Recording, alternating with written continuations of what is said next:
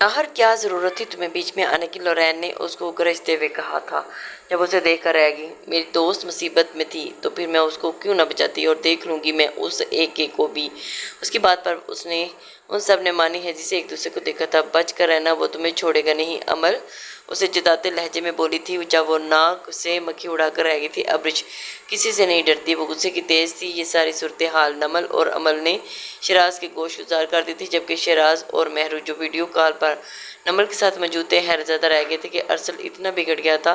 बाहर जाकर शराज उससे बात करना चाहता था जब नमल उसे रोक गई थी। भाई आप रहने दें, अगर आपने उन्हें रोका तो इन दोनों को ही पता चल जाएगा और वो एक दूसरे को के करीब भी नहीं भटकेंगे। कम से कम इस जरिए वो एक दूसरे के करीब तो आएंगे ना, नमल उसे जताते हुए बोली थी, जिस पर उसे उसकी बात माननी ही पड़ी थी। अगले रोज़ जब वो लान से गुजरते हुए तनहा अपने डिपार्टमेंट की तरफ जा रही थी तो अरसल उसे खींचकर एक दरख्त के पीछे लेकर गया था और उसकी तरफ में हाथ अटकाते हुए बोला था, आहर तुमने मुझे ये क्यों कहा कि मैं तुम्हारी टाइप का नहीं हूँ? देखो मुझे और बताओ, क्या मुझे कोई और लड़की इनकार कर सकती है? तो फिर तुमने ऐसा क्यों किया? सबके सामने वो एक लफ्ज़ दांत पीसते हुए बोला था जब वो गर्दन तिरछी किए उसे देखने लगी थी। हूँ कौन तुम जो मैं तुम्हें जवाब दूँ? हो कौन तुम मेरे जो मैं तुम्हें जवाब दूँ? और दूसरी बात है कि क्या मैं तुम्हें कहती हूँ कि तुम मेरी टाइप के हो? मेरी टाइप का लड़का कम से कम तुम जैसा नहीं हो सकता, जिसकी नज़रों में औरत के लिए इज्जत ना हो। औरत और तुम इस टिपिकल लड़की मर्यम से मोहब्बत करते हो होना तो उसके ही पीछे डुगी की तरह फिरो। मेरी तरफ आने की जरूरत मत करना। वो उसे टक्कर से जवाब देती हुई धक्का देती हुई वहाँ से जाने लगी थी जब उसे कलाई से पकड़कर रोक लिया था। तुमने मुझे बड़ी यूनिवर्सिटी में ठुकराया है तो होने मैं तुम्हें किसी और का भी नहीं दूंगा, ये बात याद रखना तुम।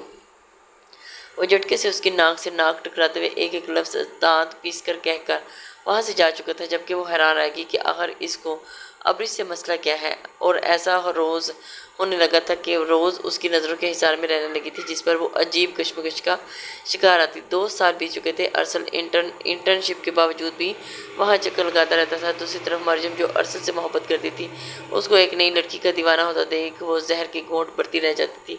आए रोज़ अरसल और अब्रिज का टाकरा होने लगा था, जिस पर पूरी यूनी तीनों जान से मरती थी। और जब वो भी दोनों मद्दे मुकाबले आते तो सारे उन्हें देखने के लिए इकट्ठा हो जाते थे। ये बातें अब्रिज को बहुत बुरी लगती थी क्योंकि वो निकाह शुदा थी, मगर अब मरजम की बस हो चुकी थी। ये लड़की इसके अरसल को हथियाने के चक्रों में थी, जो वो बिल्कुल नहीं चाहती थी। तभी उसने अपने पिछले बॉयफ्रेंड को हायर किया था और कहा था कि अब्रिज का ऐसा हाल करे कि अरसल उसे देख तक न पाए और रात को कम ही बाहर कहीं जाती थी। और आज उनकी पूरी क्लास की एक क्लास पार्टी थी। एक बार में वो लोग जाना तो नहीं चाहती थी, लेकिन मगर आखिरी बार पूरी क्लास के जाने पर वो लोग भी राज़ी हो गई थी।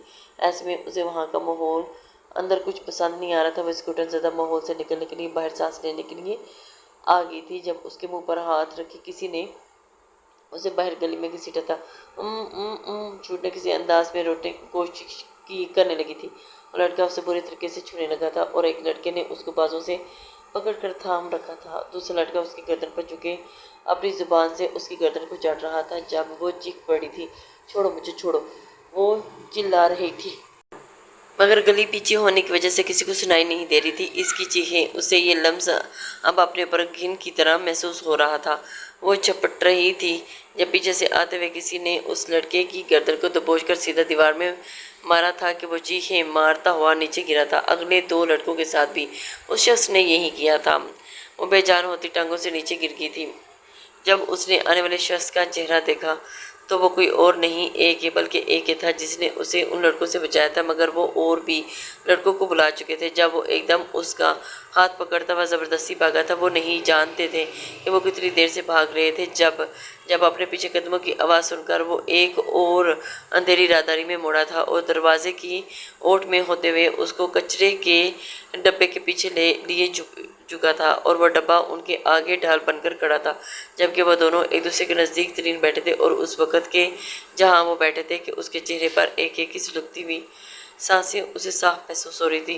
खौफ से उसका वजूद का कँपा रहा था, जबकि इतनी नज़दीकी पर वह सहम सी गई थी क्योंकि उनमें एक बाल तक का फासला कायम था। अगर वो ज़रा भी हिलती तो उसके लाभ अरसल की गर्दन से टकरा जाते, और यही हुआ था। जैसे ही उन लोगों के कदमों की आवाज़ तेज़ हुई तो वो खौफ से उसके करीब हुई थी, जब अब्रिश के लाभ अरसल की गर्दन से टकरा चुके थे। जबकि अरसल को अपना गला सूखता हुआ महसूस हुआ था। उसने कभी किसी लड़की को अपने इतने नज़दीक आने की इजाज़त ना दी थी।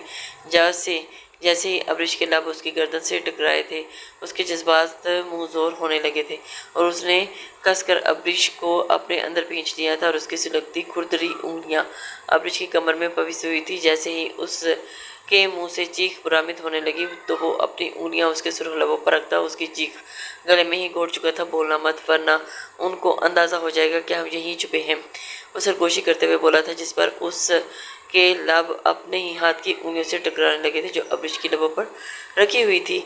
अगर इनके दरमियान से ये फासला हट जाता तो यकीनन उनके लब टकरा जाते। जैसे ही उसने अपने हाथ की उंगलियां बीच में से हटाई तो दोनों की नाक टकरा गई थी, जिस पर वो कसकर आंखें मीच गई थी और उसे दूर रहने के लिए दूर करने लगी थी। जब वो ज़बरदस्ती उसे थाम गया था। क्या तुम्हें मेरी बात समझ में नहीं आ रही? वो अपराक लहजे में उसके कान में बुरा कर रह गया था, जबकि उसके अंगारा होते लब अपने कानों से टकराते महसूस उसके जिस्म कपकपाहट का शिकार हुआ था, और उनके जाने का यकीन करते अरसल उसके लिए बाहर निकला था जो कांपती टांगों से गिर जाने को थी। जब वो उसकी कमर में हाथ डालता उसे खुद से लपेट चुका था, जो बुरी तरह से कांप रही थी और उससे दूर होना चाहती थी। जब वो उसकी ये कोशिश नाकाम बना गया, आखिर क्यों भागती रहती हो मुझसे दूर? क्या मुझसे दूर? क्या तुम्हें नज़र नहीं आता कि कितनी मोहब्बत करने लगा हूँ मैं तुमसे? उसकी आंखों में आंखें गाड़े बोला था जब वो बेयकीनी से उसे देखने लगी थी। क्या तुम पागल हो गए हो क्या? वो उसे दूर झटका देते हुए बोली थी, मगर उसकी बात अरसल को अंगारों पे लौटा गई थी। आखिर क्यों तुम मेरी मोहब्बत को बार बार ठुकराती हो? वो उसे अपने करीब खींचते हुए बोला था, जबकि उसकी शिद्दत से करीब खींचने पर भी उन दोनों के लब वजूद टकराए थे, और अरसल और मदहोश होते उसे अपने अंदर खींचने लगा था। जब उसे झटका देते रख कर उसके मुंह पर थप्पड़ मार गई थी। अगर जानना ही चाहते हो तो तुम ये बात अच्छी तरह जानो कि मैं तुमसे मोहब्बत नहीं करती, क्योंकि मुझे घिन आती है तुमसे। जो एक लड़की से मोहब्बत करने के लिए अपनी मनकूहाता को छोड़ सकता है, उसकी ज़िंदगी के साथ खिलवाड़ कर सकता है, वो किसी और से मोहब्बत क्या करेगा? तुम्हारी मोहब्बत तो दिन ब दिन बदलती रहती है। अरसब खान, ऐसे हैरान क्यों हो रहे हो? क्या ये जानकर झटका लगा कि मैं तुम्हारी मनकूहा से वाकिफ़ हूँ? लेकिन इससे भी ज़्यादा शदीद झटका हैरत तुम्हें तब होगी जब तुम्हें ये पता चलेगा कि तुम उस लड़की से मोहब्बत में मुब्तला हो जिससे तुम भरी रात में बम फोड़ कर चले आए थे। मैं वही मनकूहा हूँ तुम्हारी, अब्रिश, समझे तुम, जिस पर तुमने बदकिरदारी का इल्ज़ाम लगाया था, और उसके बच्चे को ही तुमने अपनाने से इनकार करते माशरे के लिए गाली बनाकर रख दिया था। मैं उसी बच्चे की माँ हूँ, समझे तुम। नफरत होती है मुझे तुम्हारी शक्ल से अब, और अब मेरे बीच भी मत आना, वरना अपने हाथों से तुम्हारी जान ले लूँगी। वो उसे धक्का देती हुई वहाँ से भाग चुके थे, जबकि उसके कानों में खतरे की घंटियाँ गूंजने लगी थी। क्या वही उसकी बीवी थी और उसी से मोहब्बत करने लगा था? वो कुदरत का कैसा थप्पड़ उसके मुंह पर आ कर पड़ा था। वो जिस लड़की से भागकर आया था और उसी की मोहब्बत में मुब्तला हो गया था और अपने बच्चे को गाली बना दिया था उसने सबके लिए, और उसे अपने आप से शदीद खुन महसूस हुई थी, और उसका दिल अपनी जान ले लेकर अपने मुंह पर थप्पड़ बरसाते हुए थक चुका था, और उसका मुंह लहूलुहान हो चुका था, मगर वो बाज नहीं आया था। ये मैंने क्या कर दिया या रब, ये मैंने क्या कर दिया, मुझे माफ़ कर दे। मगर वो चाहता था कि अल्लाह के बाद उसे सबसे पहले माफ़ी अब्रिश से ही मांगनी थी। ये क्या कर बैठा था? वो थके कदमों से वापस लौटा था अपने अपार्टमेंट में, जब उसके दोस्त भी पीछे आए हुए थे, और उसने अपनी सारी कहानी अपने दोस्तों को कह सुनाई थी।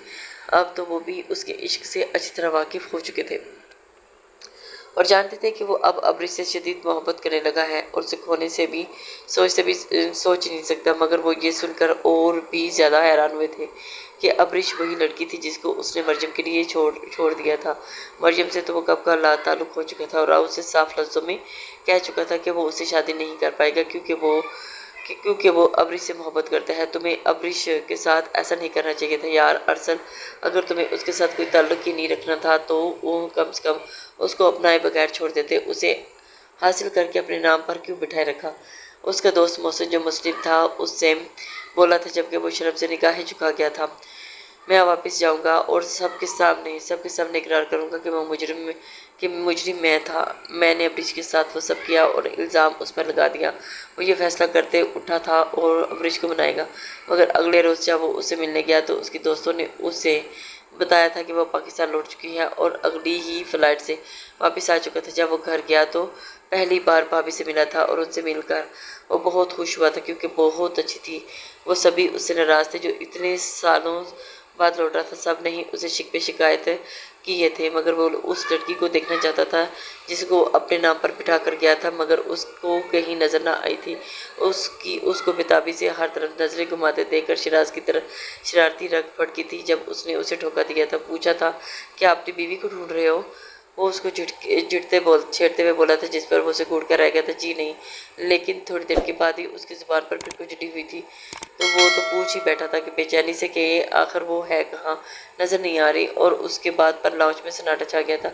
आखिर तुम उसका क्यों पूछ रहे हो? वो लड़की इस लायक नहीं, शमी बेगम तिनक कर बोली थी जब वो नफ़ी में सर हिला गया था और नज़रें चुकाते हुए बोला था कि माम वो कल भी पारसा थी और आज भी पारसा है। सब कुछ मेरी गलती की वजह से हुआ है। किसी और लड़की से मोहब्बत करता था और उसे अपनाना नहीं चाहता था। जो वो कह रही थी सच ही कह रही थी। वो बच्चा किसी और का नहीं बल्कि मेरा ही था।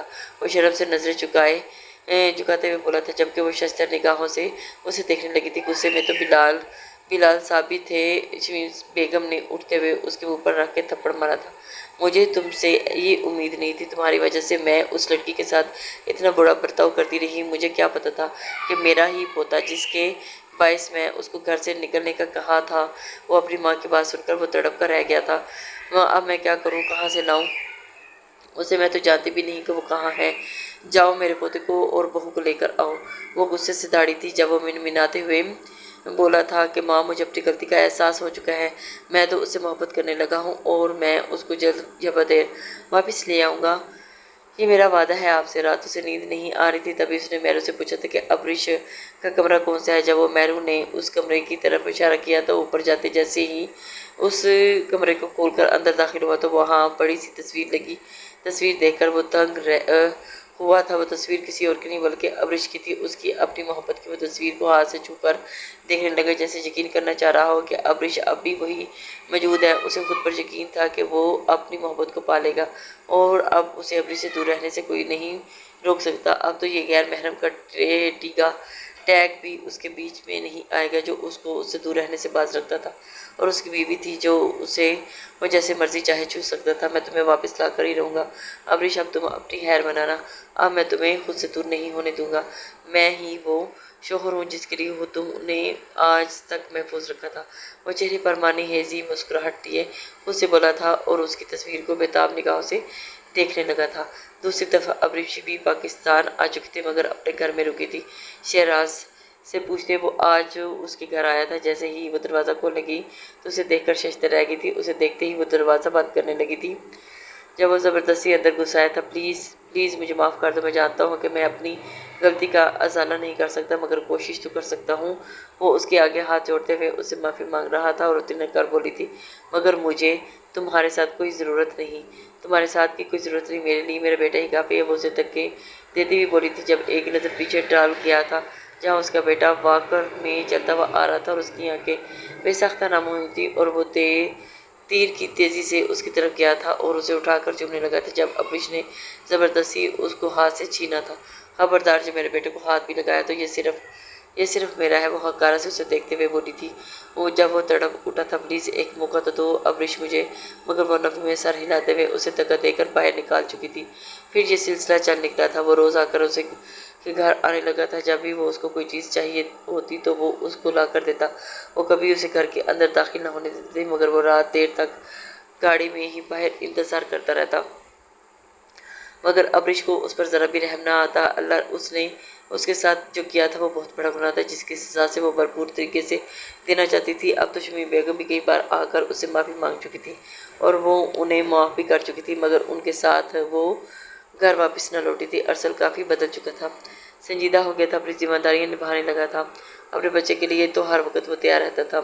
उसने देखा था कि उसने अब्रिश और मोमन के लिए खुद को कितना बदल दिया था और वो उसे माफ़ कर चुकी थी, मगर अब भी इकरार नहीं कर पाई थी। आज रात भी वो मोमन को लौटाई यही सोच रही थी। जब रात मोमन के तबीयत खराब हो गई थी और फ़ौरन भागकर बाहर गई, मगर तेज़ बरसती बारिश में वो कहाँ जाती, उसे तो कोई गाड़ी भी नहीं मिल रही थी। उसने फ़ौरन अरसल को कांपते हाथों से कॉल मिलाई थी, जो पहली बार अब्रिश की कॉल आते ही देखकर खुशी से मरने वाला हो गया था। मगर जैसे ही उसने कॉल उठाई तो अब्रिश की रोती आवाज़ सुनकर उसकी तो जान पर बन आई थी और वो फौरन जो नज़दीक ही था पहुंच चुका था। अरसल देखो ना, ये आंखें नहीं हो रहा, इतना तेज़ बुखार है। वो रोते रोते सिसक कर बोली थी जब उसने अब्रिश को साथ लगाया था और फौरन उन दोनों के लिए अस्पताल पहुंचा था। बर वक्त उसे इमदाद दी गई थी और उसका बुखार उतरता चला गया। ऐसे में वो तब से उसके सिरे लगी रही थी और वो अब्रिश को अपने गोश में छुपाए हुए था। क्या अब तुमने मुझे माफ़ कर दिया? वो आंखों में होप लिए बोला था कि कहीं वो इनकार ना कर दे। जब वो उसकी आंखों में आंखें डालकर बोली थी, अगर माफ़ ना करूँ तो करती तो कभी तो मैंने पहले ना बुलाती, शिराज भाई को बुला सकती थी मैं। वो कानों के पीछे अड़ेसते हुए बोली थी जब वो खुशी से उसे गले लगा गया था और अगले दिन वो उसे अपने बेटे को घर ले आया था और हर तरफ खुशियाँ ही खुशियाँ थी। रात वो अपने कमरे में रुकी थी। जब अरसल ने उसके करीब जाना चाहा तो वो एकदम से उसके लबों पर काट कर रह गई थी। उसे धक्के देकर बाहर निकाला था कि अभी उसके कमरे में आने की कोई ज़रूरत नहीं है। सुबह जब नीचे नाश्ते की टेबल पर आई थी तो वो उसे मानी है निगाहों से घूरने लगा था। अरे अरसल जी, तुम्हारे लबों पर क्या हुआ? शहराज ने उसको देखकर मानी हेजी से पूछा था। जब वो एकदम से अपने लबों पर हाथ रख कर रह गया था। ओ ये भैया कुछ नहीं, जंगली बिल्ली का निशान है, वो आंखें मीचते हुए बोला था, जिस पर वो जहरीला मुस्कुरा कर रह गया था। जबकि खफत से अब्रिश का चेहरा सरफ पड़ गया था और वो इधर उधर देखने लगी थी। अब जब सब लोग ही आगे हो तो शादी की डेट भी फाइनल कर लेते हैं, अगले हफ्ते हम रुखसती रखते हैं, ठीक है? बिलाल साहब एलानिया तौर पर बोले थे, जिस पर सभी उनकी तरफ खुशी से देखने लगे थे। जब अरसल धीमे से बड़बड़ाया था, रुखसती के सारे काम तो पहले ही हो गए, अब रुखसती का क्या फ़ायदा?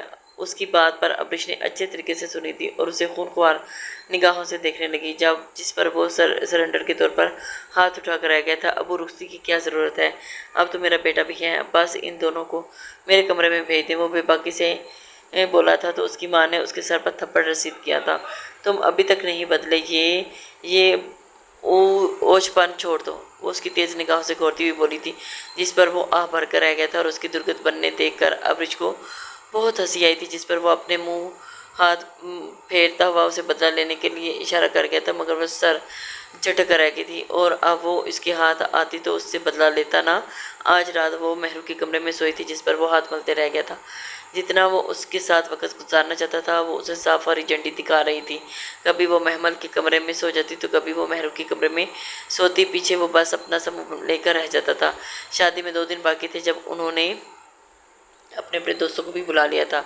अरशद की तरफ से मौसन और टाइलर, जबकि अब्रिश की तरफ से लोरेन, नमल और अमल आई थी। वो तीनों तो बहुत खुश थी कि उसकी शादी अरशद से ही हो रही है, जबकि दूसरी तरफ जब अरसल ने टाइलर और मौसर को ये बताया कि अब्रिश मान गई है तो वो भी बहुत खुश हुए थे। भाई तू बहुत लगी है, वो दोनों उसको नीचे लटाकर मारते हुए बोले थे, जिस पर दिलो जान से कहकर लगा कर रह गए थे। फिर जब रुखसती के दिन वो दोनों स्टेज पर एक साथ खड़े हुए थे तो सब उनकी तारीफ़ें करने लगे थे। जब उनका सरबाला उनका अपना बेटा मोमन बना था, जिसकी हर कोई अब लाइन ले रहा था। जब टाइलर ने अरशद के कान में गुस्से सरगोशी की थी, मैं तो कहता हूँ भाई अभी भी भाग ले यहाँ से, अभी तेरे पास वक़्त है, वरना अच्छी हंसी हो जाएगी तेरी। उसकी बात पर अब्रिश ने ज़बरदस्ती मुस्कुराते हुए टाइलर को के पाँव पर हीन मारी थी कि उसकी तमाम कराहें बुलंद हुई थी, जिस पर सभी कहकर लगाकर हंस दिए थे। कहा था ना मेरी बीवी से पंगा इज़ नॉट चंगा, अरशद उसे छेड़ते हुए बोला था, जिस पर वो सर इस बात पर लाकर रह गया था। सही कहा भाई तूने, तो बस उसको झील सकता है। वो उसके कंधे पर हाथ रख के बोला था, जिस पर अब की बार तो अब्रिश भी हंसी थी और 1 हफ्ते से अब्रिश ने सही से उसे किन्नी के नाच नचाया था। ज़रा भी उसे करीब नहीं आने दिया था। जब भी वो उसके पास आकर बैठता तो वो वहाँ से उठकर चली जाती थी। जबकि एक हफ्ता उसने उसको इसलिए बुरी तरह तरसा कर रख दिया था कि ये कहना गलत ना होगा। क्या वो दिन ही दिन में सोच रही थी कि रात को अरसल उसके साथ क्या क्या करने का इरादा रखता है। रात को उसे कमरे में आते आते काफ़ी देर हो गई थी, क्योंकि उसके दोस्त उसको बिल्कुल भी छोड़ने का इरादा नहीं रखते थे और उसका अच्छा खासा इम्तहान लिया था उसके दोस्तों ने कि वो बुरी तरह से पीटता गहरी सांस भरते कमरे में दाखिल हुआ था। मोमन को तो वो पहले ही अपनी माँ के हवाले कराया था, क्योंकि आज रात वो कोई डिस्टर्बेंस नहीं चाहता था। बेड पर उसने देखा कि जहाँ एक लंबा सा घूंघट ओढ़ कर बैठी थी वो उसकी मलका। हाय जालिम, इस एक हफ्ते में तुमने बुरा हाल करके रख दिया। कितना तड़पाओ मैं तुम्हें, तुम्हारे लिए देखने के लिए ये आंखें तरस गई हैं और तुमने मुझे क्या मज़े से नो लिफ्ट का बोर्ड दिखाकर हमेशा मेरे पास से गुजर जाती थी। अब मुझे बताओ, अब तुम कहाँ जाओगे? तुम्हें इस एक हफ्ते और पिछले कई माह की तमाम बेकरारियों का जवाब उसमें देना होगा। तुम्हें उसकी गोद में सर रखे लेटा था, जबकि अब्रिश ने अभी तक अपना घूंघट नहीं उतारा था, जबकि उसके हाथों पर लाभ रखते वो कश्मकश का शिकार हुआ था। यार अब्रिश, तुम्हारे हाथ इतने मर्दाना कब से हो गए? तुम कुछ बोलती क्यों नहीं हो? वो हैरान होते हुए बोला था, जबकि अगले ही पल पढ़ने वाले कहके ने उसके अवसान हता कर दिए थे। क्योंकि मैं तुम्हारी बेकरारियों का अच्छे से जवाब देना चाहती थी मेरे प्यारे अरसल। इस दुल्हनुमा मर्द ने कहकर लगाते हुए लहक लहक कर कहा था, तो उसका तरह अच्छा खासा निकल चुका था। वो औंधे मुँह बेड से नीचे गिरा था, जब सभी पर्दे के पीछे बाहर आकर उस पर कहकर लगाते हंस पड़े थे, जबकि टाइलर तो हंस कर दुल्हन के गेटअप में ही नीचे गिर पड़ा था। अब तो वो कातिल निगाहों से सबको घूर रहा था। वो लड़कियां और लड़के मिले हुए थे और साथ में अब्रिश पिका का लगा लगाकर जिस तरह हंस रही थी, साफ जाहिर था कि इसकी मिली भगत थी जो उनके साथ ही पर्दे के पीछे छुपी थी।